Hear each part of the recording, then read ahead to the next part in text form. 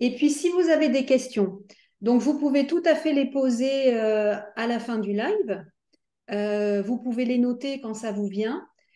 Il peut y avoir des questions anonymes, entre guillemets, que vous n'avez pas forcément envie de poser directement parce que c'est peut-être impliquant pour vous. Eh bien, à ce moment-là, vous les envoyez par mail et puis j'y répondrai le mois prochain, lors de la réunion psy avec toutes les questions. Bon, on va pouvoir démarrer. Allez, je partage l'écran du live mandala. Donc c'est parti pour le live mandala de décembre 2023. Donc c'est vrai qu'il y a eu une pause là depuis le mois de juin, hein, puisque c'est le dernier live. Et en fait, ce live, eh bien, je vous remercie parce que c'est vous qui l'avez demandé. Et moi, je suis super heureuse de le faire et de le partager avec vous. Donc, vous allez découvrir des nouveaux mandalas. Alors, certains, vous les connaissez parce qu'ils sont déjà sur le portail des mandalas. L'idée de ce soir, c'est vraiment de parler du mandala, de rester en lien avec l'égrégore qui est au centre. Ça, c'est super important, se mettre en lien avec cette énergie. Et également que vous puissiez déjà aussi savoir comment les utiliser, où les placer et également que ces mandalas soient vraiment en lien avec les problématiques du moment, que ça puisse vous parler. Et donc pour ça, en fait, je vais faire appel à mon intuition, je vais faire appel à ce que j'ai entendu, à ce que vous avez partagé avec moi en toute confiance et des petites choses qui m'ont mis la puce à l'oreille et qui vont pouvoir justement faire avancer le débat et faire avancer les idées. Alors, ce que je peux dire, c'est que ces derniers mois, ces derniers mois, ils ont été assez éprouvants. Éprouvants dans le sens où vraiment éprouvants dans le mouvement, c'est-à-dire que il y a beaucoup de choses qui se sont passées, de grosses transformations pour beaucoup. Et, euh, et le mot qui me vient, c'est deuil. C'est-à-dire, cette période d'octobre-novembre a été justement une invitation à faire le deuil de plein de choses. Alors, plein de choses où malheureusement, d'être cher, ou euh, ça peut être la perte aussi d'un emploi, une rupture, ça peut être des idées auxquelles vous étiez très accroché et puis finalement, vous apercevez qu'elles sont plus actuelles et ça fait énormément souffrir. Et on peut rester comme ça dans un état de souffrance et de peine important parce que on n'arrive pas à lâcher. On n'arrive pas à lâcher. Est-ce que vous pouvez couper le son, s'il vous plaît? On n'arrive pas à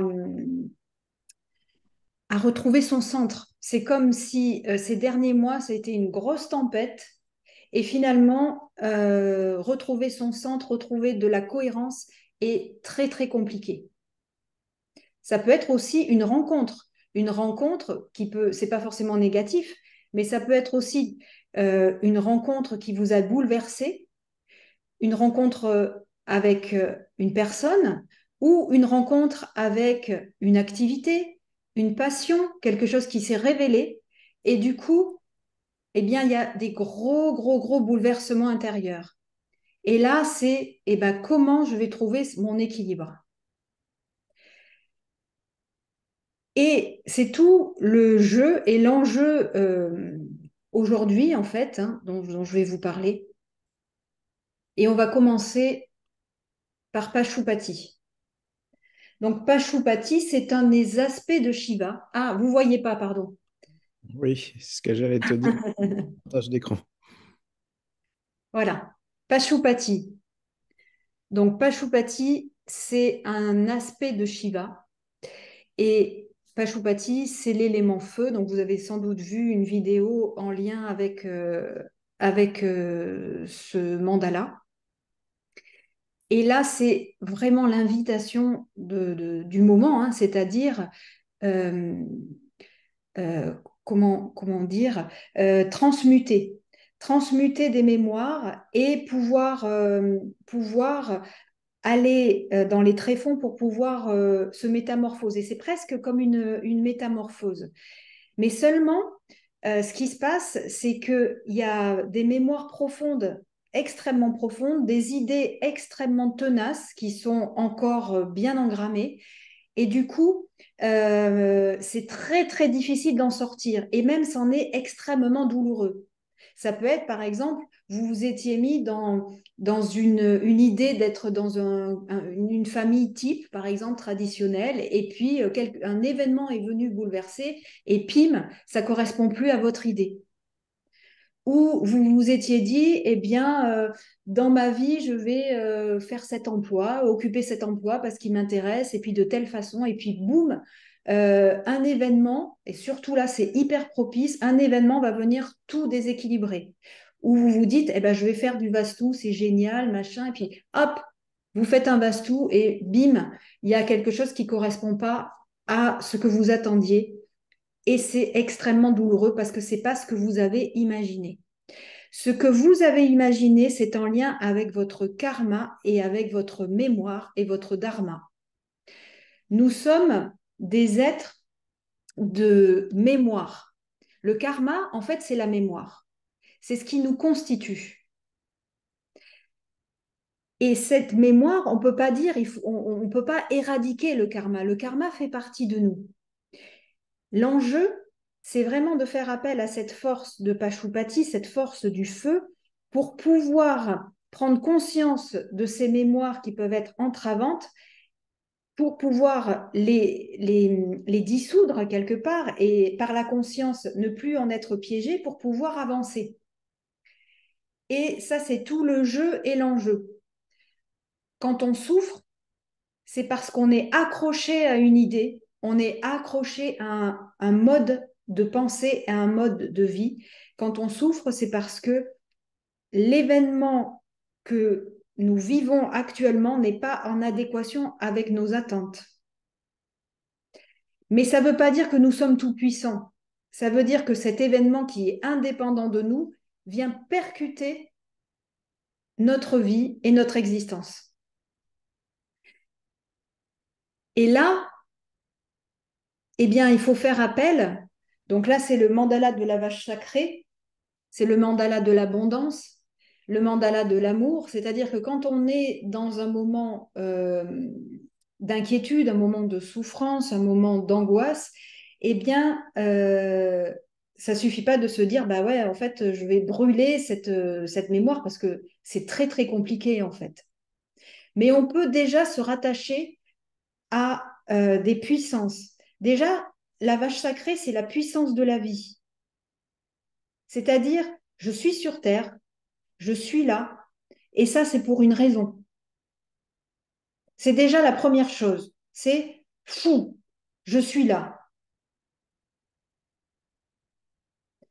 Et la vache, c'est l'abondance. Ça veut dire que je suis dans la vie, le souffle, l'air qui est autour de moi, le soleil, il distribue la vie, il me permet de vivre en abondance, déjà. Je suis née, et la vie s'offre à moi. La vie est un cadeau, même si en étant dans un moment de souffrance, on a du mal à l'accepter.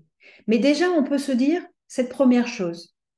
Donc, ce mandala de la vache sacrée, c'est vraiment se rappeler que nous sommes des terriens et ces terriens sommes complètement en lien avec le monde qui nous entoure et tout ce qui nous arrive est cadeau.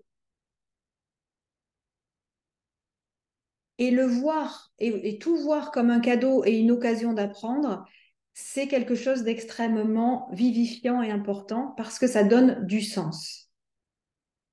Parce qu'un être humain, il a besoin d'avoir du sens, de donner du sens à ce qu'il vit.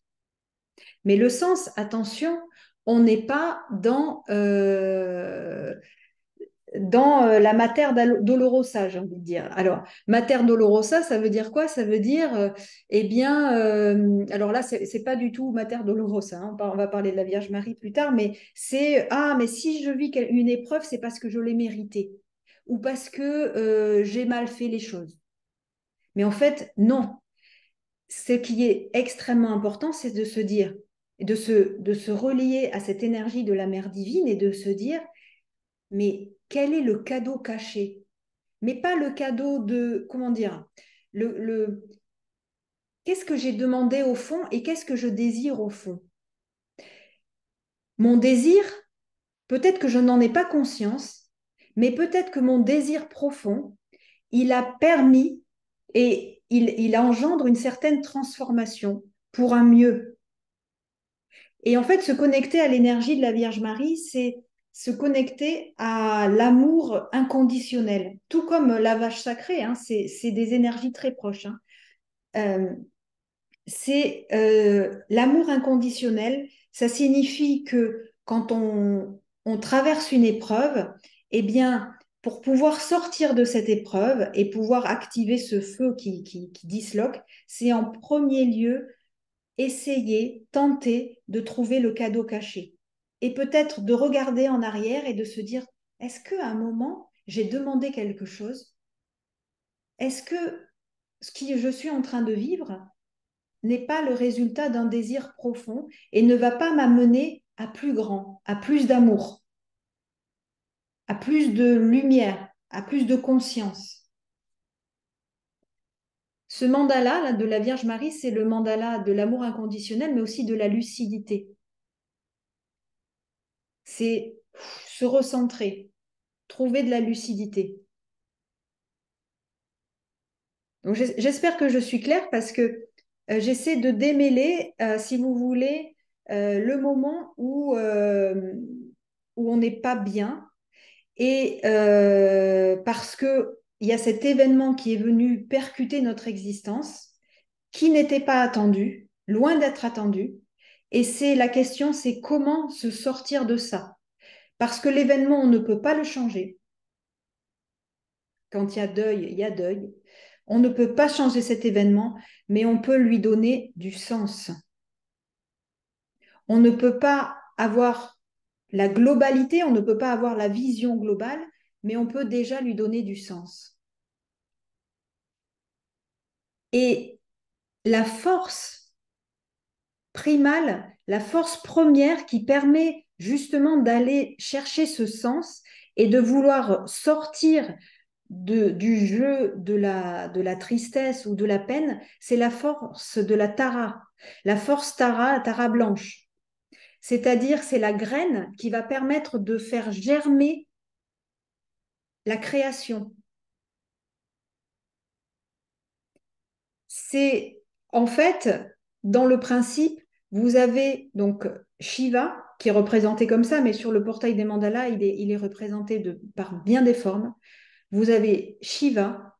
Shiva, c'est la transformation qui peut paraître assez douloureuse, mais qui est toujours dans cet amour inconditionnel et dans cette guidance intérieure.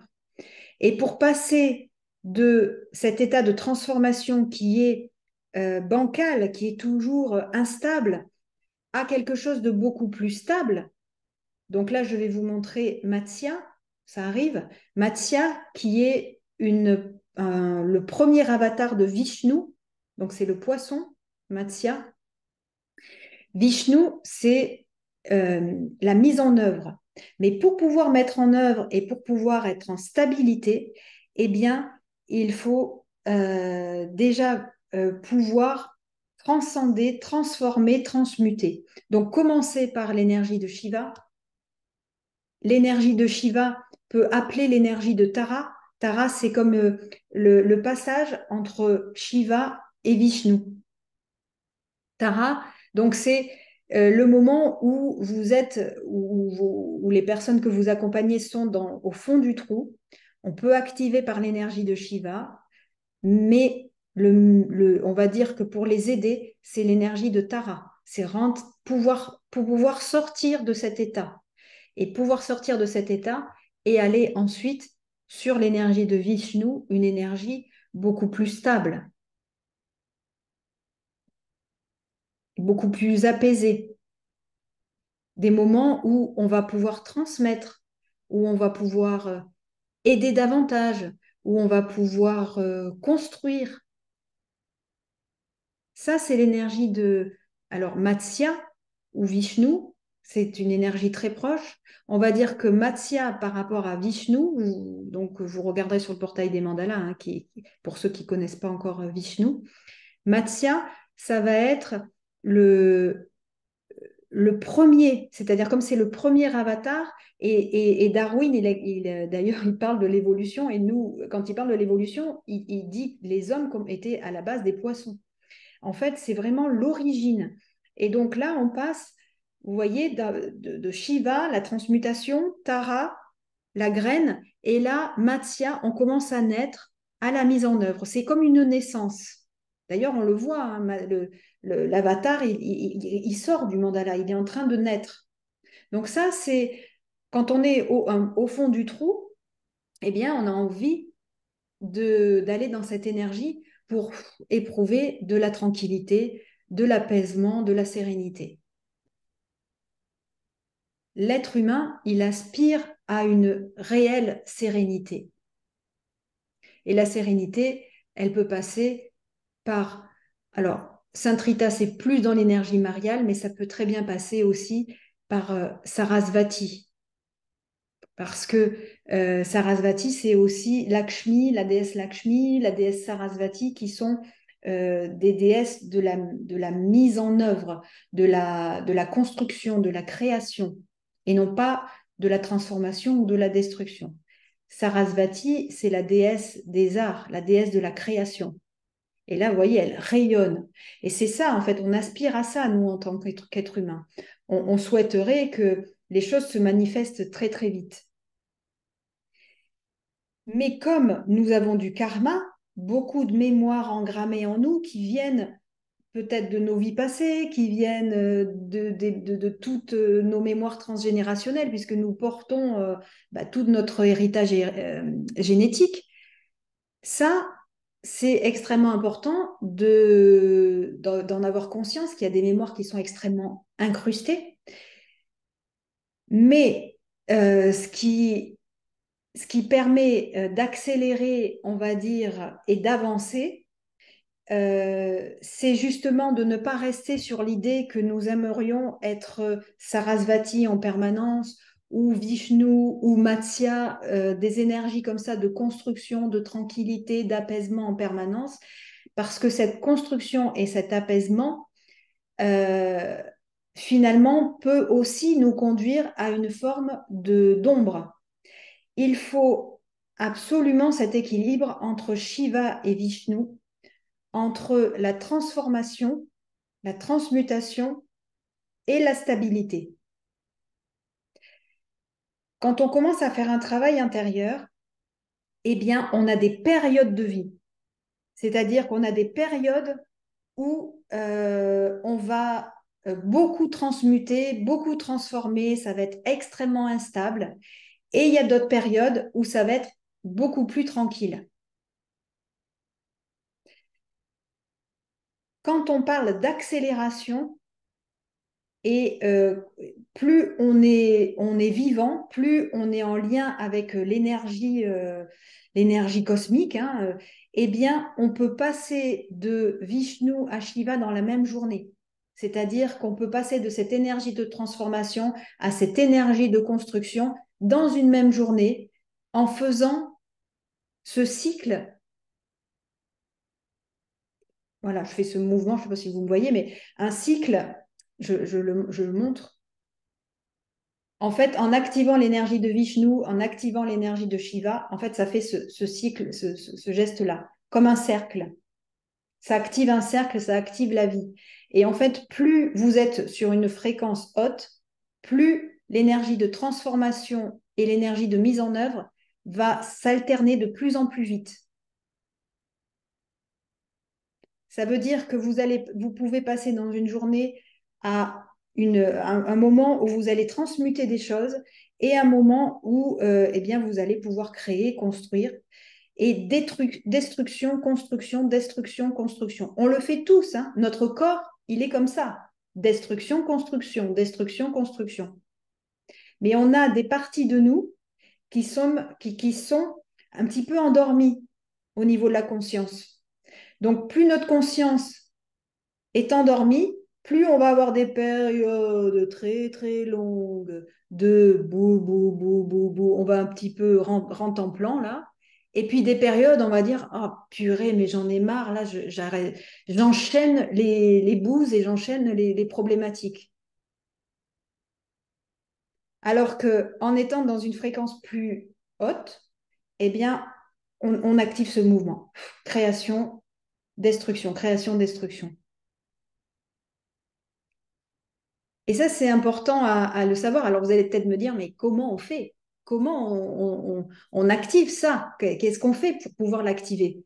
Bien déjà, dans le Vastou, vous amenez ce mouvement-là. Donc, je m'adresse aux consultants Vastou, là. Vous amenez ce mouvement destruction-construction. C'est-à-dire que quand on fait du Vastu, eh bien, on active ce mouvement. Vous l'activez pour les autres et vous l'activez aussi pour vous. Mais si à l'intérieur de vous, ça fait oh là là, je freine, j'ai peur, eh bien, effectivement, vous allez avoir des périodes très longues. Regardez un enfant, quand il est libre émotionnellement, bah, il va se mettre à pleurer, il va se mettre à détruire quelque chose. Et puis, à un moment, il va construire. Et puis, hop, c'est vivant. C'est ça, en fait. Et c'est dans la spiritualité, on va dire plus, enfin, comme j'en sais rien comment dire, on entend souvent, euh, en fait, c'est aspirer à une forme de bonheur et de stabilité à chaque instant. Mais en fait, c'est pas ça. C'est être aussi bien stable dans la transformation que dans la création. Et comprendre qu'en activant ce mouvement, eh bien, on augmente sa fréquence, on augmente son énergie, on augmente sa vitalité. Il y a des moments où on est extrêmement fatigué parce qu'on reste dans une des deux phases. Même dans une phase de tranquillité, des moments, on est crevé, même s'il n'y a rien qui se passe de spécial dans votre vie et que vous êtes tranquille, eh bien, des moments de bon, et puis peut-être des moments de solitude, parce qu'on est bien, on n'a pas trop envie, machin. Donc, ça ne veut pas dire provoquer l'énergie de Shiva, c'est en fait l'énergie de Shiva, elle va se mettre en route, elle va se mettre en mouvement si vous le demandez intérieurement, si vous acceptez de voir, eh bien peut-être vos blocages et vos projections qui ne sont pas la vie en fait, des projections erronées, ou d'accepter que vos projections peuvent vous convenir un temps, mais que la vie, elle est en train de vous proposer autre chose. Et au lieu de s'accrocher à cette projection, eh bien, vous dites oui à ce qui est. Parce que vous êtes dans une confiance. Vous êtes dans la confiance que la vie est abondance, que vous êtes soutenu par des forces et par l'amour qui sous-tend tout. Et à ce moment-là, bah, vous dites oui à ce qui se passe, même si ça peut vous paraître douloureux. J'imagine que il y a des périodes dans votre existence où, en fait, ça a été extrêmement intense, très, très intense. Et quand vous vous rappelez de ces périodes de votre existence extrêmement intense, vous pouvez peut-être vous rappeler que vous n'étiez pas forcément dans quelque chose de très plan-plan et très tranquille. Il y avait beaucoup d'incertitudes dans cette période, mais en même temps, vous avez éprouvé beaucoup de joie. Et c'est important d'accepter aussi cette instabilité. Donc, pour reprendre les mandalas, donc vous avez Tara Blanche qui est la graine. En fait, vous pouvez voir ça comme une fleur, un bourg. Non, attendez, vous voyez pas mon truc. Hop. Donc, Tara blanche qui est comme ce bourgeon qui va éclore et qui va permettre de passer justement, de sortir peut-être d'un carcan pour pouvoir voir autre chose et vous ouvrir. Euh, Après, on a donc Saint Rita. Donc, Saint Rita, j'en ai pas parlé, mais c'est très proche de l'énergie mariale, c'est-à-dire c'est la mère divine, c'est l'amour inconditionnel, c'est se dire, ben oui, en fait, quoi qu'il se passe, l'amour est là. Et ça a du sens. Et peut-être que ce sens, eh ben, je l'ai pas forcément. Je peux en avoir un qui n'est pas forcément celui-là. Mais en tout cas, c'est ce sens qui va m'aider. Mais même au-delà de ce sens, c'est vraiment cet amour inconditionnel. Car on obtient dans la vie 80% de ce que l'on a souhaité.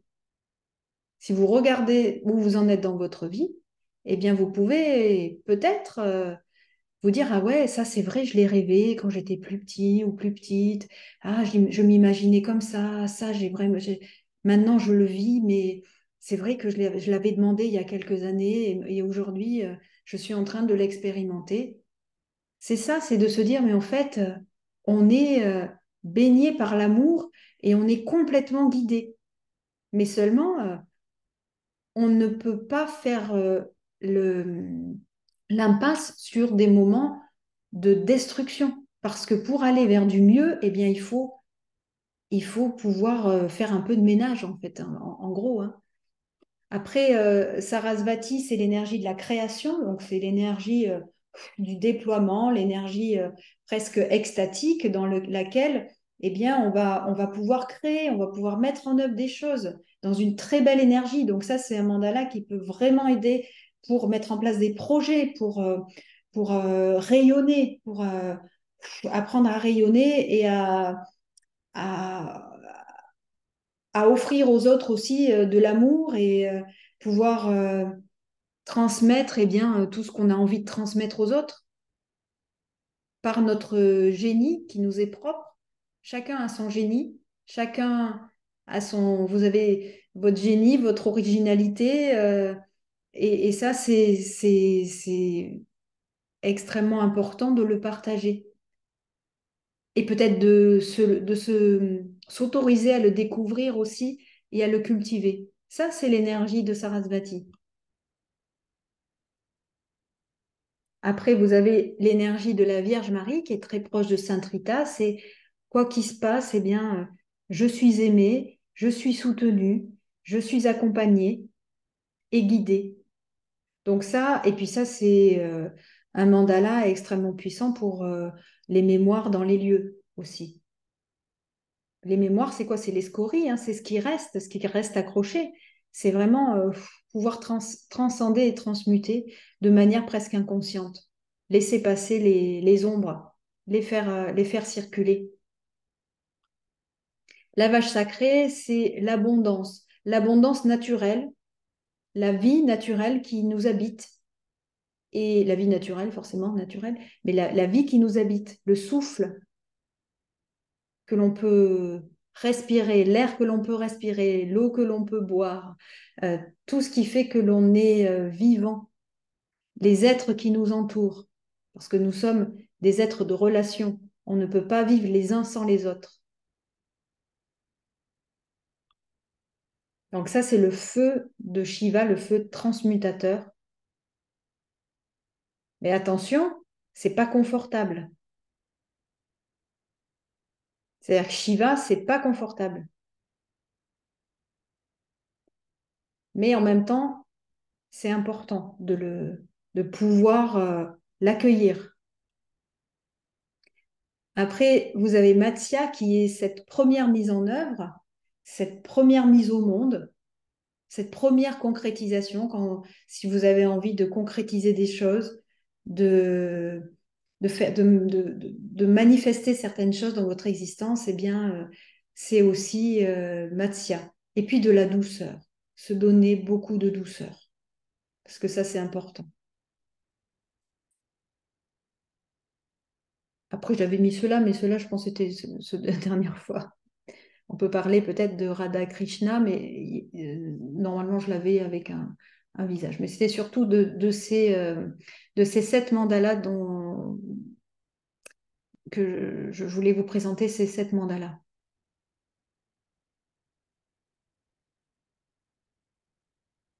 Est-ce que est-ce que c'est clair dans les explications? Est-ce que vous avez des questions?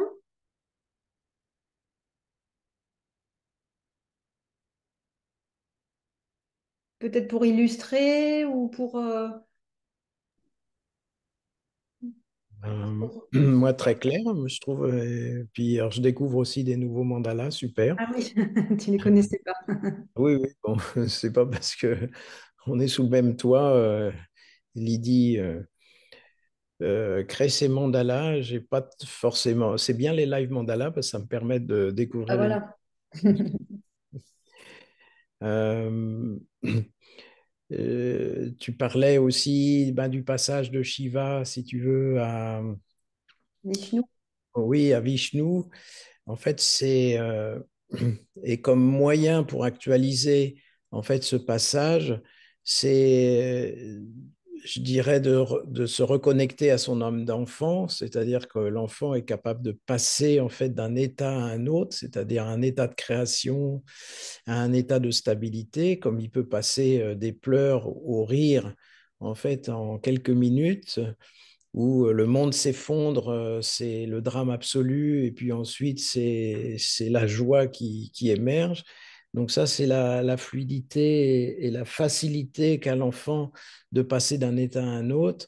Et en fait, peut-être le moyen, je dirais, le plus... Alors, les mandalas sont des supports qui peuvent permettre, sur lesquels on peut s'appuyer pour effectivement fortifier ces passages. Et puis, je dirais que bah, la méditation est aussi, et ça, c'est vraiment un retour que font les méditants euh, quand ils s'investissent dans une méditation au quotidien. C'est une des premières choses qu'ils découvrent. En fait, c'est de retrouver de la fluidité, c'est-à-dire cette capacité de ne plus se cristalliser dans un état. Parce que la cristallisation, c'est pas la vie. C'est quelque chose qui se fige, c'est-à-dire on est serré, on reste, comme tu as dit, Lydie aussi, on reste sur ses acquis, ou sur ses croyances, ou sur ses dogmes intérieurs. Et en fait, bien, la vie bouscule et la méditation permet enfin, beaucoup plus facilement justement de lâcher prise. En fait, et c'est comme une décristallisation qui permet ben de passer justement de Shiva à Vishnu et de retourner ensuite vers Shiva, etc. Et puis, deuxième chose que tu as évoquée aussi, c'est l'aspect des karmas. En fait, tous les karmas sont positifs si on réfléchit bien, parce que quand il y a un karma qui n'est pas dans, enfin, une action qui n'est pas dans le sens du dharma, c'est-à-dire de ce qui est juste, mais non pas d'un point de vue moral, hein, bien sûr, mais d'un point de vue de l'action dans l'instant, eh bien, euh, quand c'est justement, c'est pas en accord avec le dharma, c'est ce qu'on appelle la création d'un karma. Et, et en fait, le karma va générer un autre karma, mais qui est une opportunité de réajustement du karma premier. Donc, quand on voit ce cercle qui peut paraître un cercle vicieux, et dans les enseignements, on dit le karma engendre du karma, et il faut sortir de la chaîne en fait karmique. Oui, bien sûr, mais ça, c'est un résultat final. En fait, la chaîne, elle est uniquement là pour réactualiser, pour revoir sa copie, pour justement ben, petit à petit évoluer. Donc, c'est toujours en fait une bénédiction de la vie que de redonner en fait une opportunité de compréhension. Et je ne sais pas si j'ai été suffisamment claire sur le point où c'est pas forcément karma, c'est pas forcément que de l'action, ça peut être aussi un positionnement. C'est-à-dire, alors karma, oui, ça veut dire action, c'est ce que tu dis, toi, souvent, hein. Karma, c'est action. C'est la transcription Voilà. littérale du Mais sanskrit.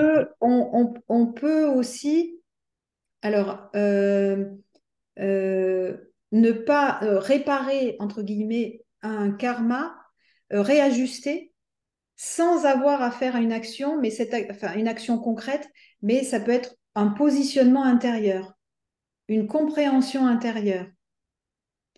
Ou alors on peut dire que le point de départ d'un changement, c'est déjà le positionnement intérieur qui va générer naturellement un autre karma, autre chose, une autre action. Mais on n'est pas obligé de faire dans la volonté. Voilà, c'est ça, je pense. On n'est pas obligé de faire dans la volonté.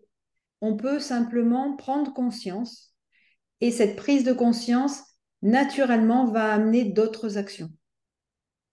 Mais là, en fait, la réaction karma engendrant du karma n'est jamais volontaire. C'est-à-dire, on ne peut pas avoir de prise en fait là-dessus. C'est aussi naturel que la loi de la gravité. C'est-à-dire, vous lancez un caillou, il tombe. Eh bien, vous lancez une action, eh bien, il va y avoir un effet. Et en fait, l'effet est juste là pour euh, nous mettre en fait en adéquation avec ce qui est juste dans l'absolu. Enfin bon, c'est peut-être des concepts un peu compliqués, mais euh, euh, quelque part, on peut difficilement dire qu'il y a des mauvais karmas, quoi. Mm. Ça peut paraître bizarre parce que bon, quand on fait de mauvaises actions, on dit oh là là, ça là, tu t'es chargé au point de vue karmique.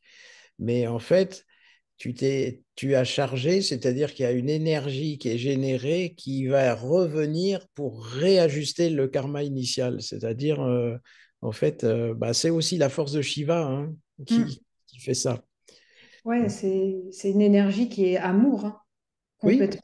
oui, bien sûr. Et qui peut être douloureuse, hein, bien Oui. sûr, et qui est, somme toute, ben, nécessaire, et qui, justement, une fois qu'elle a été bien comprise et, je dirais, bien digérée, mais pas simplement avec son mental, mais aussi avec ses tripes, eh bien, en fait, on s'aperçoit que il y a une évolution qui s'opère, il y a un passage, il y a une transformation, il y a... Alors, il y a Françoise qui pose une question. Est-ce que Brahma peut nous accompagner dans ce cycle? En fait, Brahma, c'est le créateur. Lui, c'est un peu comment dire, c'est l'immanent. Euh, il n'est pas dans l'action.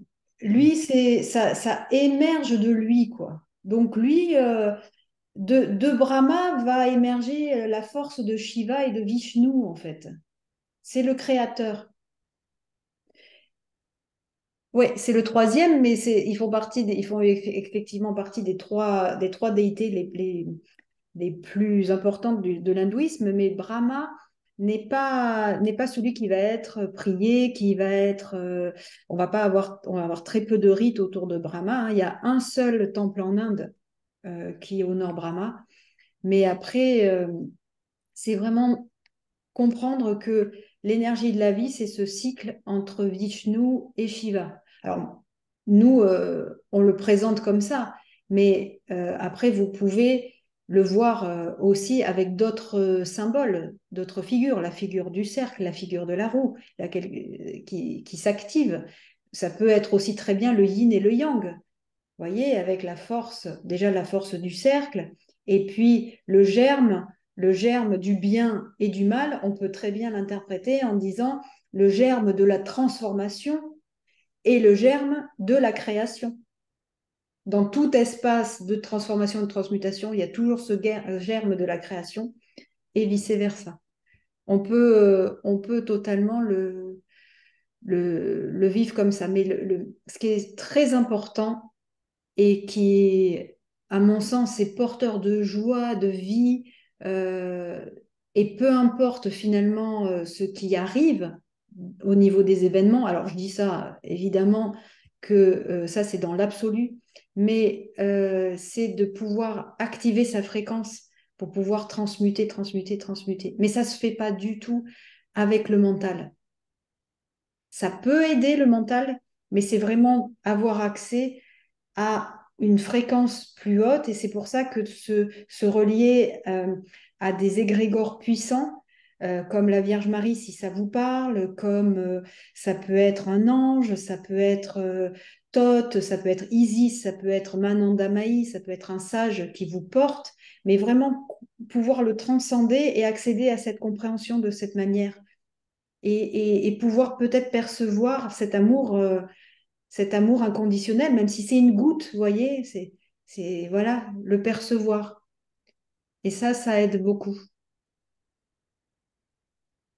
Je reviens un instant là sur Brahma. En fait, c'est le Saint-Esprit, c'est-à-dire la Trinité dans la tradition chrétienne. On retrouve effectivement Brahma, Vishnu, Shiva, hein, avec le Père, le Fils et le Saint-Esprit. Où le Fils, en fait, serait celui qui peut aller sur le terrain. D'ailleurs, il y a que Vishnu qui peut s'incarner. Euh, on dit un Christ est une incarnation aussi de Vishnu. Euh, Krishna. Mm. oui, Krishna, Christ. Donc c'est celui qui en fait qui vraiment se colte dans la matière, dans l'incarnation. Le Père, il est au-dessus, bon ben c'est Shiva, hein, c'est l'impulsion. Et il y a le Saint-Esprit qui est là, qui sous-tend en fait tout l'univers. Hmm. C'est Brahma. Donc là, on fait des grands écarts entre non, mais, du concept et puis voilà, la vie telle que nous la vivons tous. Mais c'est vrai que ça peut vraiment aider de se mettre en lien avec les mandalas et les images que ça insuffle. Parce que ça apporte une vraie compréhension, pas seulement mentale, mais aussi psychique et spirituelle. Comme la méditation, hein, mais ça peut être complètement complémentaire.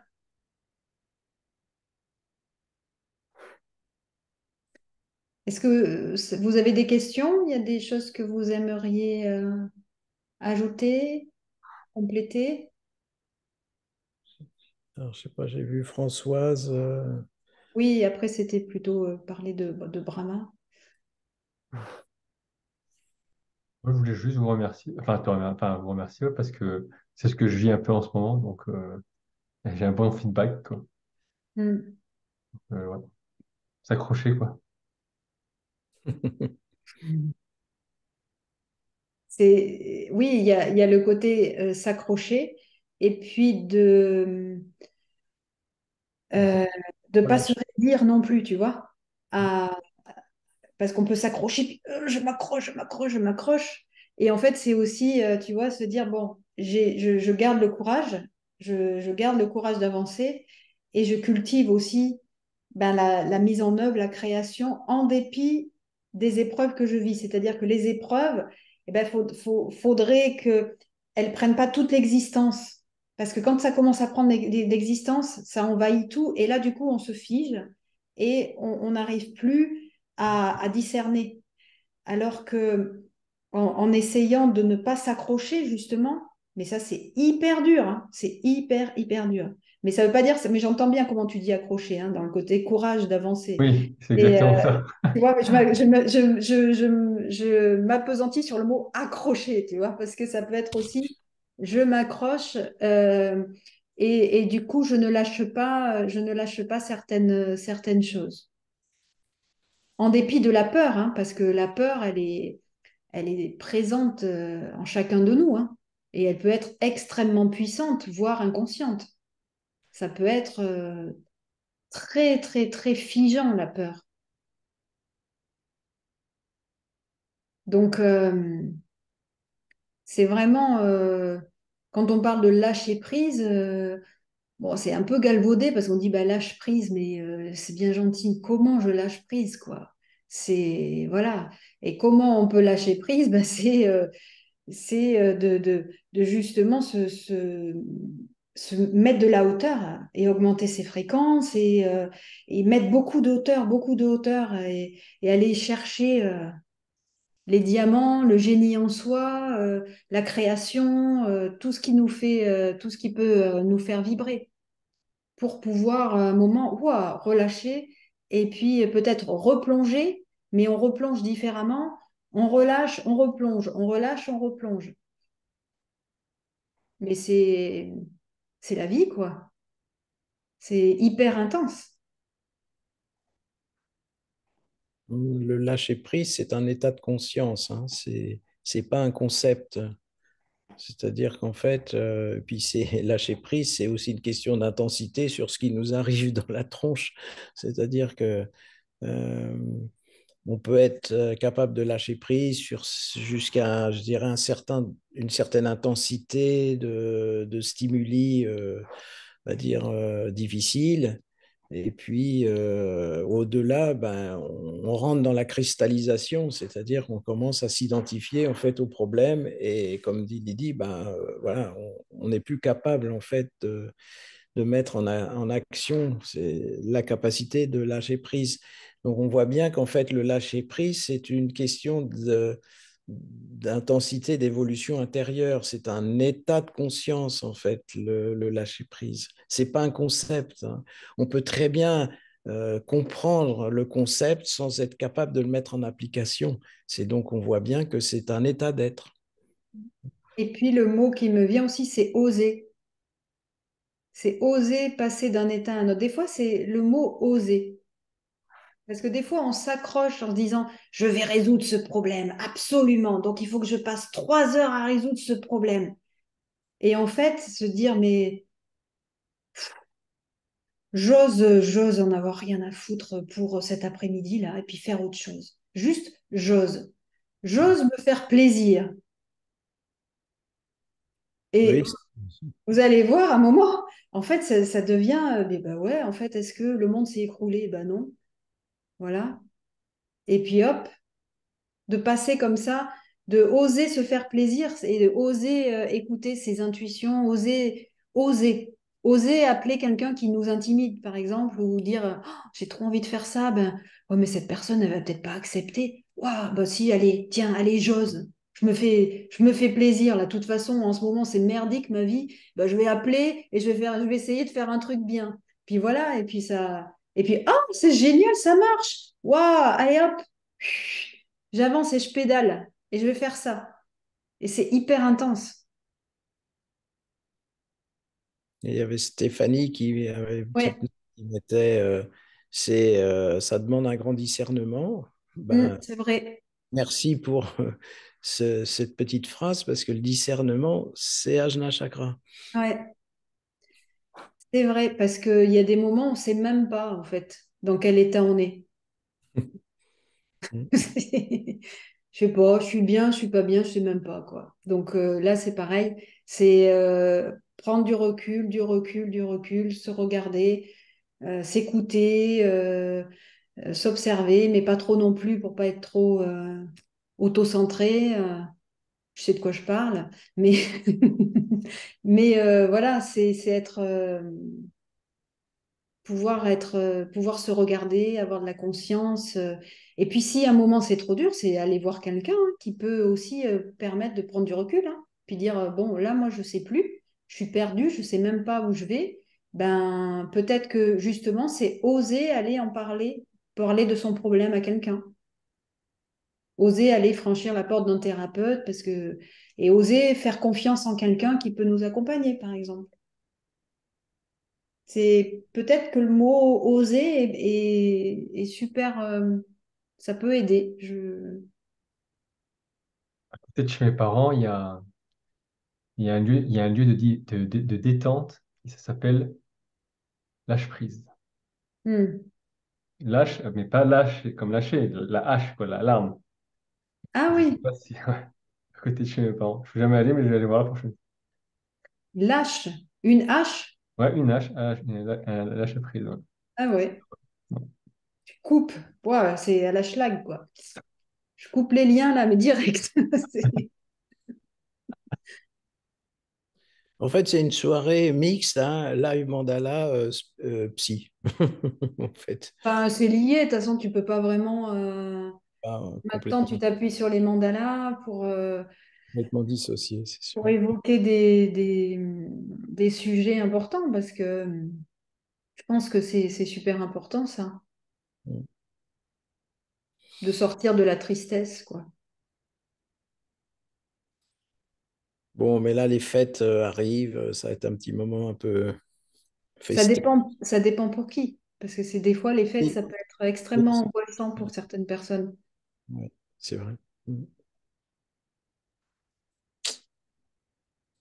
Mais là, ça peut être oser faire quelque chose qui est justement, les fêtes, c'est chiant.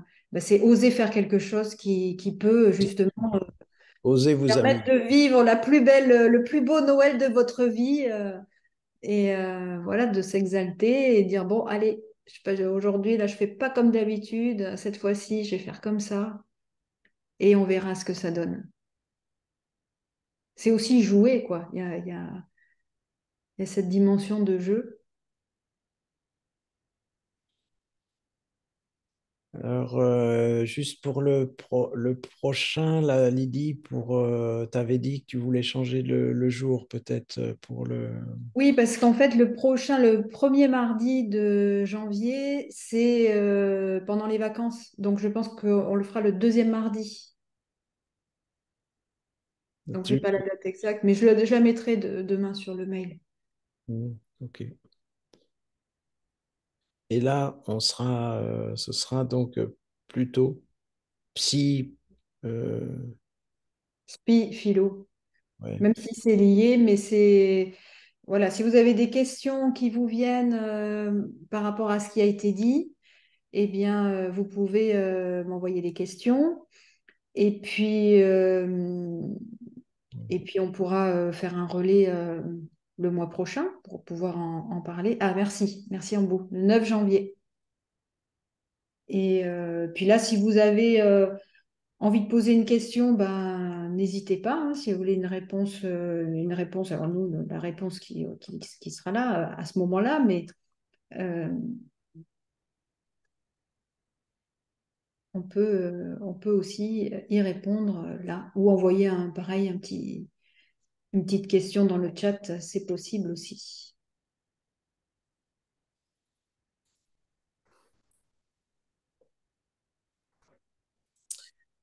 Bon, bah écoute, en tout cas, merci vraiment pour les mandalas. Que...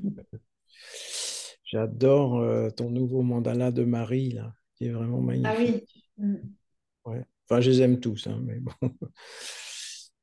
Et celui-là, je le trouve pense sur parfait. le portail.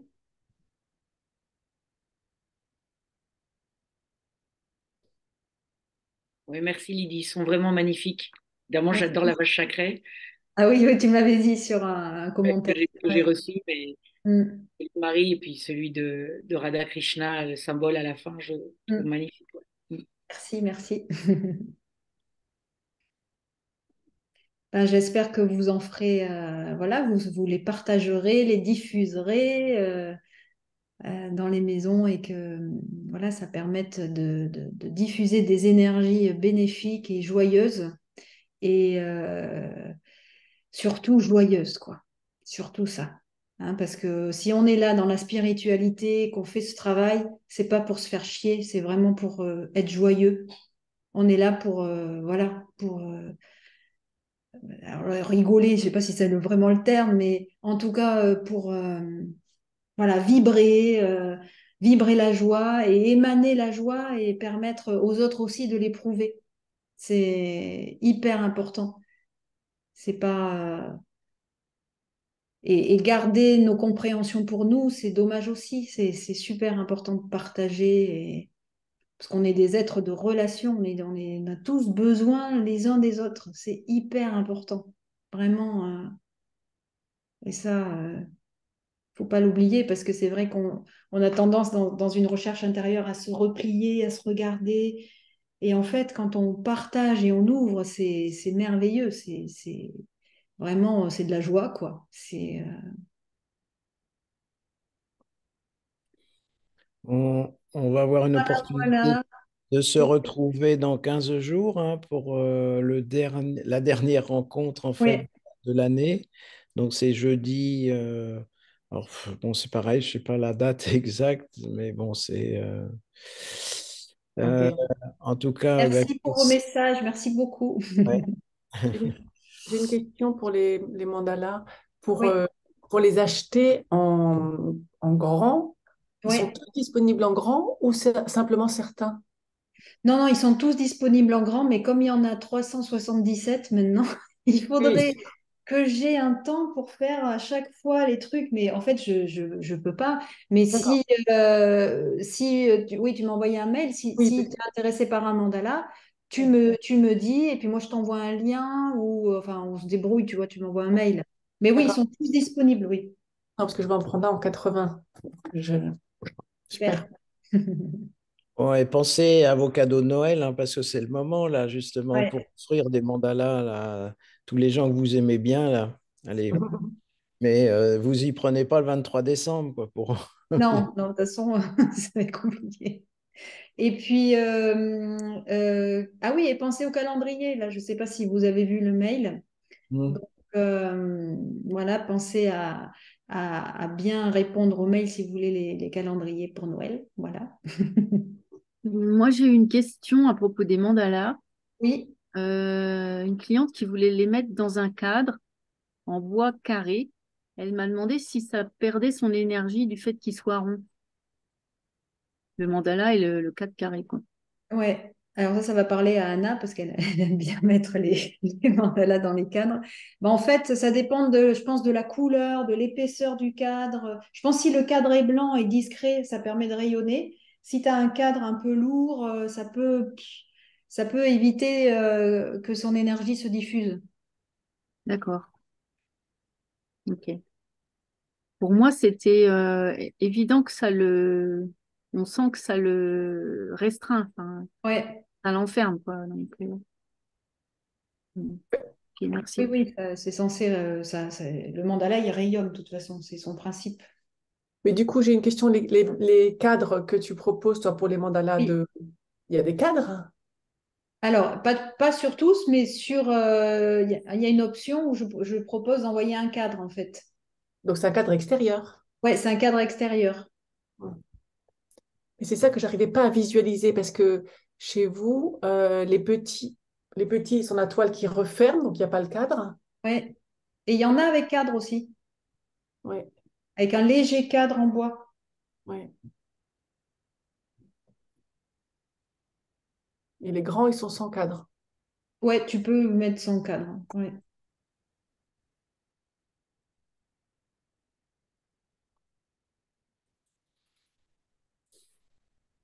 Bon, je vais peut-être j'arrête Enregistrement.